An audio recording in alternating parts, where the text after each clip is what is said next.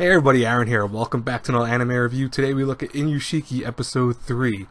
So this week's episode is pretty interesting, where we have this kind of split character development. We have on one side Hiro showing some of the other powers he has, obviously, besides, flight and stuff like that. We saw that from last week to a point. We also see that he can actually heal. And, that's when his one friend cut himself. He was able to actually cure his cut. And he says that apparently he can heal apparently anything. He can apparently heal diseases, etc. But he just chose not to. He can actually also manipulate various technology from far away. He can manipulate various, anything. So he can listen to, I think, radio sources, obviously. We get that from, seeing Ichiro do the same thing to a certain degree. But, it shows how much already Hiro is aware of his powers, which is kind of spooky in its own right. Meanwhile, Ichiro is still learning the capabilities of him. He's trying to do good. Like when he was trying to fight the gang that was trying to mess with that one guy, they skipped the taxi and all that, and the guy tried to make it. So he's like, hey, you gotta wait in the line, but right away they tried to beat him up.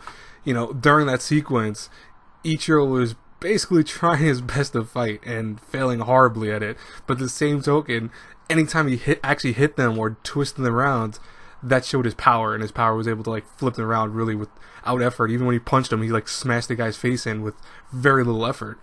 So it's interesting because you get this kind of dramatic take on two sides of the same coin.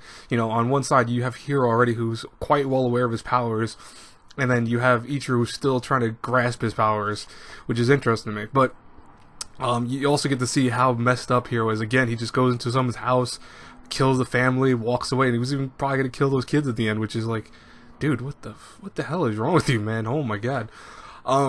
But yeah, I'll tell you right now, I actually, what I did was I read some of the manga up to, I want to say chapter, I think 50 or something like that, around that. And I'll tell you right now, if next week's episode is what I think it is, it's going to be a very interesting arc of Inuyashiki.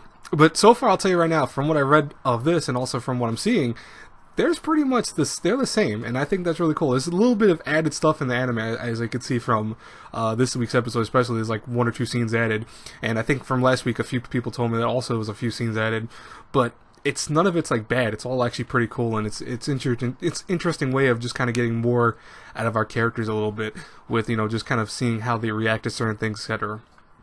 But wow, Hiro, you are an ass. Hiro is legit a psycho.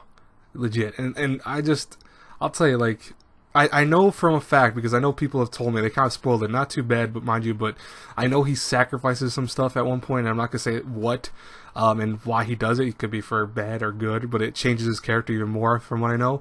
Like I said, I do know, but I'm not going to spoil it to you guys. But still your dick. Hiro is still dick. So, yeah. Anyways, though, I'll talk to you guys later. I have King's Game episode 4 coming out, review-wise. That should be out probably a few minutes after this, because I've actually seen both episodes already. So I'll talk to you guys later. Bye-bye, everyone.